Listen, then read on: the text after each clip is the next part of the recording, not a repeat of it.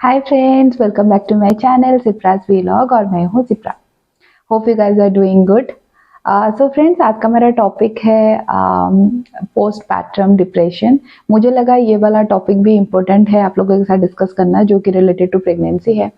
आज के डेट में ये वाला जो प्रॉब्लम है हमारे जो ब्यूटीफुल मदर्स है उनके साथ कुछ ज़्यादा ही हो रहा है आजकल के लाइफस्टाइल को देख के। तो I thought of bringing this topic to you, क्योंकि इसके थ्रू मैं भी आज तक स्ट्रगल कर रही हूँ, ट्राई कर रही हूँ अपने आप को इससे उभरने के लिए। सो मैं अपना एक्सपीरियंस भी आपके साथ शेयर करूँगी और इसके रिलेटेड चीज़ें भी आपको बताऊँगी कि क्या क्या इंपॉर्टेंट चीज़ें हैं जिसको आपको ध्यान में रखना है। So let's start our today's discussion without wasting any time. Friends, postpartum, सबसे पहले बात करते हैं कि पोस्ट पैटर्न होता क्या है। पोस्ट पैटर्न शुरू होता है, ये वाला जो पीरियड है ये शुरू होता है after delivery of your baby. जब एक न्यू बॉर्न इस दुनिया में आता है उसके बाद ये वाला जो पीरियड है 40 डेज तक लास्ट करता है। In case of every mothers ये एक मतलब जेन्युइन पीरियड है। मोस्टली इसको मेडिकली प्रूव किया गया है कि 40 डेज तक रहता है। किसी किसी के केस में ये ज़्यादा टाइम तक भी रह सकता है, उसके बारे में भी हम बात करेंगे बाद में। ये जो पीरियड है इसके ड्यूरेशन में जो मैटरनल लैक्टेशन होता है ना वो शुरू हो जाता है, और ड्यूरिंग प्रेगनेंसी हम लोगों के बॉडी में एज अ मदर जो भी चेंजेस हुआ है उसको बॉडी रिकवर करना शुरू कर देता है। इससे क्या होता है कि आपके बॉडी में बहुत सारा फिजिकल चेंजेस होता है, सोशल चेंजेस भी होता है और साइकोलॉजिकल चेंजेस भी होता है फ्रेंड्स। सो फ्रेंड्स, अभी बात करते हैं कि what is post pattern problem. Postpartum problem ये होता है फ्रेंड्स, जो भी हमारे मदर्स है उनके बॉडी में आफ्टर डिलीवरी बहुत सारे इन्फेक्शंस हो जाते हैं because of this delivery thing. So इस पीरियड में क्या होता है, मोस्टली ये सारा इन्फेक्शंस मदर्स के यूट्रस में होता है और यूरिनरी ट्रैक्ट पे होता है। इससे ना आपको बहुत सारे डिस्टर्बेंसेस हो जाता है, जैसे आपका स्लीपिंग पैटर्न बिल्कुल चेंज हो जाता है, आपका इरिटेशन लेवल बढ़ जाता है। मदर्स के बॉडी में काफ़ी सारे चेंजेस होते हैं, जैसे डिलीवरी के बाद किसी किसी को हैवी ब्लीडिंग होता है। ब्रेस्ट फीडिंग में और ब्रेस्ट में भी प्रॉब्लम आता है, जैसे क्लॉग्ड मिल्क डॉट्स होते हैं या फिर स्वेलन ब्रेस्ट हो जाते हैं मदर्स को फीडिंग के टाइम बेबीज़ को। सो ये सारे बहुत सारे दिक्कतें हमें झेलना पड़ता है आफ्टर डिलीवरी। सो फ्रेंड्स, अभी बात करते हैं what are the stages of post pattern. So मैंने इनको 3 स्टेज में डिवाइड किया है। पहला जो आपका इनिशियल फेज है वो 8 to 19 आवर्स लास्ट करता है आफ्टर चाइल्ड बर्थ, और जो सेकेंड फेज है आपका जिसको हम सबएक्यूट स्टेज भी बोल सकते हैं वो 2 to 3 वीक्स तक लास्ट करता है किसी किसी के केस में, किसी किसी मदर्स के केस में। और जो लास्ट वाला है जो डिलेड पोस्टपार्टम है वो अप टू 6 मंथ्स लास्ट कर सकता है। So it varies body to body. So friends, अभी एक अहम पार्ट के बारे में बात करते हैं जो इस टॉपिक के रिलेटेड है। बहुत सारे मदर्स के दिमाग में आता है, अगर ये पोस्टपार्टम ज़्यादा दिन लास्ट किया किसी किसी के पार्ट में आफ्टर डिलीवरी, तो क्या ये एक मेंटल इश्यू है, क्या हमें वरीड होना चाहिए इसके बारे में। तो फ्रेंड्स, आपका गलतफहमी मैं दूर कर देना चाहती हूँ कि नहीं, ये एक मेंटल डिसऑर्डर बिल्कुल भी नहीं है। मोस्टली पोस्टपार्टम मदर्स के केस में आफ्टर डिलीवरी फ्यू वीक्स तक ही रहता है, जैसे कि मैंने पहले भी मेंशन किया है 2 to 3 वीक्स तक। लेकिन अगर किसी किसी के केस में ये ज़्यादा टाइम तक मेंटेन रहा, मतलब आपको ज़्यादा मूड स्विंग्स हो रहा है, आपको डिप्रेशन जैसा फील आ रहा है, then it might be a serious issue, you should consult your doctor. आप ऐसे ही एज्यूम मत कर दीजिए कि मुझे शायद कोई मेंटल इश्यू हो रहा है, पता नहीं मेरे साथ क्या हो रहा है, मैं क्यों इतना चिड़चिड़ाहट हो गई हूँ। ये सब आप एज्यूम ना करके अपने डॉक्टर के साथ कंसल्ट कीजिए, क्योंकि जैसे कि मैंने पहले भी बताया है कि हमारे साथ बहुत सारे चेंजेस होता है, साइकोलॉजिकल चेंजेस भी होता है। वो इसका एक इम्पैक्ट हो सकता है जिसके वजह से हमारे साथ ये हो रहा है, but definitely it's not a mental issue. तो फ्रेंड्स, अभी बात करते हैं पोस्टपार्टम डिप्रेशन के बारे में, जो हमारा आज का मेन टॉपिक है इस वीडियो का। जब एक मदर एक दुनिया में एक बेबी को लाना, मतलब वो बहुत ज़्यादा एक्साइटेड होती है उसको लेके, तब वो बहुत सारे फीलिंग्स मिक्स हो जाता है।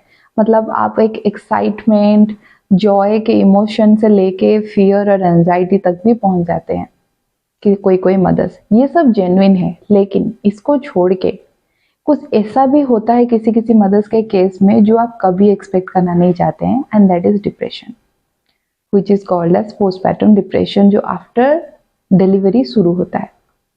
मोस्टली मदर्स के केस में बेबी को बर्थ देने के बाद 2 to 3 डेज के अंदर ये पोस्टपार्टम का पीरियड शुरू हो जाता है, जिसको हम बेबी ब्लूज भी बोलते हैं। और किसी किसी के केस में ये 2 to 3 वीक्स तक रहता ही है। लेकिन बियॉन्ड दैट, अगर आपको कुछ ज़्यादा डिसऑर्डर आ रहा है, आपके साइकोलॉजिकल चेंजेस ज़्यादा आ रहे हैं, जैसे बिना वजह बहुत रोना, आपका मूड स्विंग्स बहुत ज़्यादा होना, आपको एंजाइटीज होना, आपका स्लीपिंग पैटर्न डिस्टर्ब होना, ये सब नॉर्मल है ड्यूरिंग पोस्टपार्टम पीरियड। बट अगर ये लॉन्ग लास्ट होता है, बियॉन्ड 2-3 वीक्स होता है, then you should consider this problem. This is called as postpartum depression. किसी किसी को प्रेगनेंसी के दौरान भी डिप्रेशन शुरू हो जाता है, जो चाइल्ड बर्थ के बाद भी कंटिन्यू होता है, उसको हम पेरीपेटर्न डिप्रेशन बोलते हैं। और जिन किसी को कुछ ज़्यादा ही डिसऑर्डर आ जाता है मूड स्विंग्स का, साइकोलॉजिकल बिहेवियर का, उसको हम साइकोसिस बोलते हैं। तो अगर आपको पोस्टपार्टम डिप्रेशन है, ऐसा आपको फील हो रहा है, तो आप बिना लेट किए किसी डॉक्टर से कंसल्ट कीजिए, काउंसलर से कंसल्ट कीजिए। अपना सिम्टम्स को कंट्रोल करने के लिए इनिशियल स्टेजेस में ही आप पूरी तरह से ट्राई कीजिए, ताकि आपका जो बॉन्डिंग है आपके बेबी के साथ बिल्कुल भी इंटरप्ट ना हो और आप अच्छे से अपने बेबी को प्यार कर सके। तो फ्रेंड्स, अभी बात करते हैं सिम्टम्स के बारे में। इसके क्या क्या सिम्टम्स हो सकते हैं। बहुत सारे सिम्टम्स होते हैं जो बॉडी टू बॉडी वैरी करते हैं, और वो माइल्ड से शुरू होके उसका रेंज सीवियर तक जा सकता है। तो जैसे कि मैं लिस्ट आउट कर सकती हूँ: mood swings, crying too much, sadness, anxiety, appetite issues, sleeping pattern problems, unnecessarily irritating behavior, depressed mood swings, withdrawing yourself from friends and families, less interest आना उन सारे एक्टिविटीज़ में जो एक टाइम पे आपके फेवरेट हुआ करता था, आपको अननेसेसरी इरिटेशन होना, आपको सोशलाइज होने के लिए मन ना करना, आपका अपने बेबी के साथ बॉन्डिंग स्ट्रॉन्ग ना हो पाना, मतलब आप बेबी के साथ टाइम स्पेंड नहीं कर पा रहे हो क्योंकि आपको इरिटेशन हो रहा है, आपको वो फीलिंग नहीं आ रहा है, लेस एनर्जी, आपको किसी चीज़ के ऊपर कंसंट्रेशन फोकस ना रह पाना, किसी किसी को इंटेंस इरिटेबिलिटी होता है, एंगर होता है, एंजाइटी आता है, पैनिक अटैक्स आता है, आपको वो फियर आना अपने मन में कि I am not a good mother, आपको डेथ या सुसाइडल थॉट आना, आप खुद को हार्म करने के बारे में सोचना, आपको ये लगना कि आप एक वर्थलेसनेस पर्सन हो, आपको किसी की कदर नहीं है, आपका कोई कदर नहीं करता है, आपको गिल्टी फील होना किसी चीज़ को लेके बेवजह। फ्रेंड्स, अनट्रीटेड पोस्टपार्टम बहुत टाइम तक कंटिन्यू हो सकता है।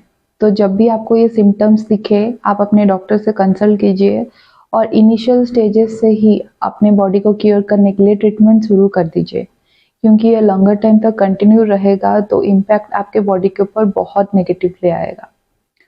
सो फ्रेंड्स, अभी बात करते हैं इसके ट्रीटमेंट के बारे में, जिसको मैंने 2 फेजेस में डिवाइड किया है। पहला है ड्यूरिंग प्रेगनेंसी दिस डिप्रेशन।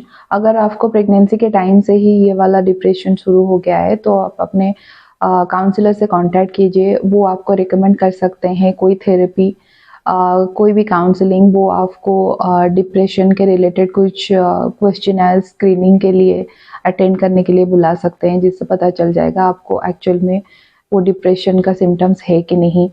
अगर सिचुएशन कुछ ज़्यादा ही वर्स हो रहा है ड्यूरिंग प्रेगनेंसी तो आपको वो एंटी डिप्रेशंस भी रिकमेंड कर सकते हैं, and that is completely safe during pregnancy. दूसरा फेज मैंने डिवाइड किया है after delivery of your baby. अगर डिलीवरी के बाद नॉर्मल पोस्टपार्टम पीरियड से आपका डिप्रेशन कुछ ज़्यादा ही लॉन्ग हो रहा है, आपको ज़्यादा सिम्टम्स आ रहे हैं, तो आपके काउंसलर उस सिम्टम्स को टैकल करके इनिशियल स्टेजेस में आपका ट्रीटमेंट शुरू कर सकते हैं। वो आपको थेरेपीज दे सकते हैं, वो आपको एंटी डिप्रेशन भी रिकमेंड कर सकते हैं, आपको कोई भी एक्सरसाइजेस वगैरह वो करने के लिए बोल सकते हैं, just like meditation and other things. And friend, ये मैं आपको बता देना चाहती हूँ कि अगर आप ब्रेस्ट फीड कर रहे हैं अपने बेबी को, उसके दौरान भी ये ट्रीटमेंट में अंडरगो होना कम्प्लीटली सेफ है। सो फ्रेंड्स, अभी बात करते हैं इसके कॉजेस के बारे में। सो इसके कॉजेस बहुत सारे हो सकते हैं, लेकिन उनमें से मैंने 3 फेजेस में ये कॉजेस को डिवाइड किया है। पहला है आपका जेनेटिकल कॉजेस, दूसरा है आपका फिजिकल कॉजेस एंड तीसरा है आपका इमोशनल इश्यूज। तो पहले बात करते हैं जेनेटिकल कॉजेस के बारे में। फ्रेंड्स, अगर आपको जेनेटिकल डिप्रेशन का प्रॉब्लम है, मतलब अगर आपके फैमिली मेंबर किसी को डिप्रेशन है या फिर आपके खुद का कोई हिस्ट्री है डिप्रेशन का बिफोर प्रेगनेंसी, तो आपको पोस्टपार्टम डिप्रेशन रहेगा ही। और अगर ये एक सीरियस फैक्टर बन रहा है आफ्टर 2 to 3 वीक्स, आप please consult your doctor without delaying any time. तो फ्रेंड्स, आपका दूसरा है फिजिकल चेंजेस। फिजिकल चेंजेस की वजह से आपको ये पोस्टपार्टम डिप्रेशन होता है। कैसे, मैं आपको बता देती हूँ। डिलीवरी के बाद मदर्स के बॉडी में इतना सारा चेंजेस होता है ना, तो हार्मोन लेवल में भी चेंजेस हो जाता है। आपके बॉडी में जो एस्ट्रोजन और प्रोजेस्टेरोन का हार्मोन है, उसमें एक ड्रामेटिक ड्रॉप होता है फ्रेंड्स आफ्टर डिलीवरी। तो उसके वजह से ये वाला इम्पैक्ट ना वो पोस्टपार्टम डिप्रेशन की तरफ आपको बढ़ा देता है। दूसरा है आपका जो थायराइड ग्लैंड, उसमें से जो हार्मोन्स प्रोड्यूस होता है बॉडी में, उसमें भी एक ड्रॉप होता है जो कि मेजर ड्रॉप है। उसके वजह से भी आपको पोस्टपार्टम डिप्रेशन हो सकता है। अभी बात करते हैं हमारे थर्ड फेज के बारे में, जो है इमोशनल इश्यूज। आफ्टर डिलीवरी बहुत सारे मदर्स को स्लीपिंग पैटर्न में प्रॉब्लम हो जाता है। रात को ठीक से नींद कंप्लीट नहीं होता है, तो उनको बहुत ज़्यादा डिस्टर्बेंस फील होता है। वो मेंटली बहुत ज़्यादा डिस्टर्ब्ड हो जाते हैं। उनका जो बॉन्डिंग है बेबी के साथ अच्छे से बन नहीं पाता है, और उनको लगता है कि मैं अपना time completely as a whole person, as a whole mother, मैं अपने बेबी को नहीं दे पा रही हूँ। तो उसके वजह से उनको ना वो एंजाइटी वाला, वो इरिटेशन वगैरह हो जाता है। ये जेन्युइन है फ्रेंड्स, मगर ये अगर हद से ज़्यादा बढ़ रहा है, you better consult your doctor. उनको ऐसा फील होता है कि मैं अभी लेस अट्रैक्टिव भी हूँ, मेरा कोई वर्थ नहीं है, I have lost control over my life. तो ये सारे नेगेटिव थॉट्स आना शुरू हो जाता है। तो ये एक कॉज है। तो फ्रेंड्स, वीडियो के आखिर में जैसे मैंने आप सबको बताया था कि मैं अपना एक्सपीरियंस भी शेयर करूँगी, तो हियर इट इज़। मुझे भी पोस्टपार्टम डिप्रेशन है। आई मीन अभी माइल्ड हो गया है, लेकिन सीवियर रेंज में था। और आप बिलीव नहीं करेंगे, ये डिप्रेशन मुझे 1.5 इयर्स तक तकरीबन रहा after delivery of my baby. मुझे बहुत ज़्यादा इरिटेशंस होता था, क्योंकि मेरे स्लीपिंग पैटर्न की बैंड बज गई थी। मैं बहुत इरिटेट होती थी, एंजाइटी अटैक्स बहुत आते थे। इसीलिए रीज़न पे अपने हस्बैंड के साथ मैं झगड़ती रहती थी, जो बेफिजूल होता था।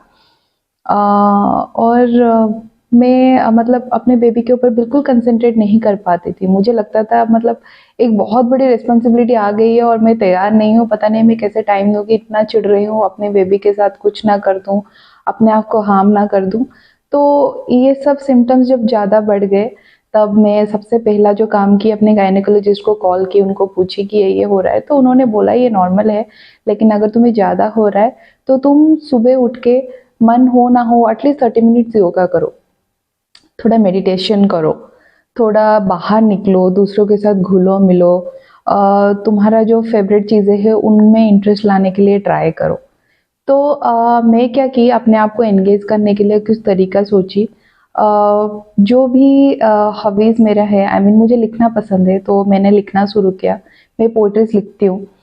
कुछ आर्टिकल्स अगर मदर और बेबी के ऊपर है, या फिर कोई सोसाइटल मैसेज के ऊपर अगर टॉपिक है, उसको मैं सर्च करना शुरू की इंटरनेट में। उसको जब मुझे ज़्यादा इरिटेशन होता था, तब मैं वो आर्टिकल्स को पेन और पेपर लेके लिखना शुरू कर देती थी, ताकि जो गुस्सा है वो मेरा पेपर के ऊपर निकल जाता था और मेरा काम भी हो जाता था बाद में उसको पढ़ने के लिए।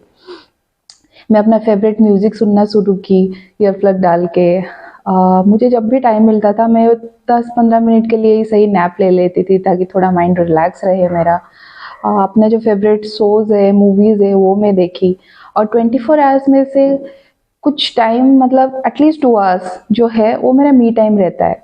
आज के डेट में भी मैं उनमें किसी को भी इंटरप्ट करने का मौका नहीं देती हूँ। वो टाइम सिर्फ मेरा होता है। इसीलिए आज मैं थोड़ी रिलैक्स्ड हूँ, अपने आप को एंगेज रख के बहुत खुश भी हूँ, क्योंकि अभी मेरा मेंटल हेल्थ बहुत अच्छा है।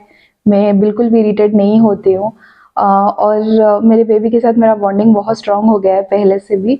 हम दोनों अच्छे से टाइम स्पेंड करते हैं, खेलते हैं, and it's a blessing. I love my baby so much. ये सब आपके साथ भी हो सकता है। सो आप अगर ये सारे टिप अपने लाइफ में यूज़ करना चाहते हैं, please go ahead friends, it actually works. हमारा सराउंडिंग है, उसमें अगर आपके फ्रेंड्स, फैमिली, आपके कोई भी लव्ड वन अगर डिप्रेशन में है, वो अगर आपके साथ उतने ट्रांसपेरेंसी नहीं है आप दोनों के बीच में, तो आपको कभी एडमिट करके नहीं बताएंगे कि हाँ मैं डिप्रेस्ड हूँ। मोस्टली लोगों को लगता है डिप्रेशन मतलब एक मेंटल इशू, मेंटल वीकनेस, तो वो खुल के इस बारे में बात करने के लिए कभी ट्राई ही नहीं करते। मोस्टली मदर्स, उनको लगता है पता नहीं उनको दुनिया क्या कहेगी कि डिलीवरी के बाद ये क्यों इतना अजीब बिहेव कर रही है। लेकिन फ्रेंड्स, इट्स एब्सोल्युटली नॉर्मल। आप बात करो दूसरों से, अपना प्रॉब्लम शेयर करो। अगर आपको ऐसा कोई सिम्टम्स है, आप कोई नहीं तो अपने पार्टनर के साथ शेयर करो, आपके जो बहुत इंटीमेट फ्रेंड्स है उनके साथ शेयर करो। अगर आपके साथ कोई शेयर कर भी नहीं रहा है फ्रेंड्स, तो आपके सराउंडिंग में अगर आपको ऐसा कुछ डाउट होता है, आपको सस्पेक्ट होता है किसी के ऊपर कि ये सिम्टम्स, ये वाला जो है ये पोस्टपार्टम डिप्रेशन की तरफ ही इंडिकेट कर रहा है, तो please seek medical attention for them immediately. Delayed in treatment will be worse situation in future। आप ये वाला चीज अपने दिमाग में हमेशा रखिए, और आपके सराउंडिंग में जो भी वुड बी मदर्स है, या फिर आफ्टर डिलीवरी जो भी मदर्स ये सारे सिम्टम्स के थ्रू गो थ्रू कर रहे हैं, उनको मेडिकल हेल्प की ज़रूरत है, आप उनको हेल्प कीजिए। मैं बस आपको यही बोलना चाहती थी। फ्रेंड्स, आज के लिए इतना ही इस वीडियो में। अगर आपको मेरा वीडियो अच्छा लगा हो तो आप लाइक कर दीजिए, आपके सपोर्ट के बगैर मैं कुछ नहीं कर सकती हूँ। आप कमेंट करके मुझे बताइए कि और क्या इम्प्रूवमेंट मुझे चाहिए अपने वीडियो में, या फिर इस टॉपिक के रिलेटेड अगर आपको कुछ और डिटेल्स चाहिए होगा, I will be very happy to answer those questions. Please मेरे चैनल को सब्सक्राइब कर दीजिए फ्रेंड्स, क्योंकि सब्सक्रिप्शन के दौरान मुझे एक मोटिवेशन मिलता है, ताकि मैं कुछ और इंटरेस्टिंग सा वीडियो अपने नेक्स्ट पोस्ट में भी डालूं जो आपके लाइफ में काम आए। तब तक के लिए आप लोग अपना ख्याल रखिए और मेरे नेक्स्ट वीडियो के लिए वेट कीजिए। Bye friends.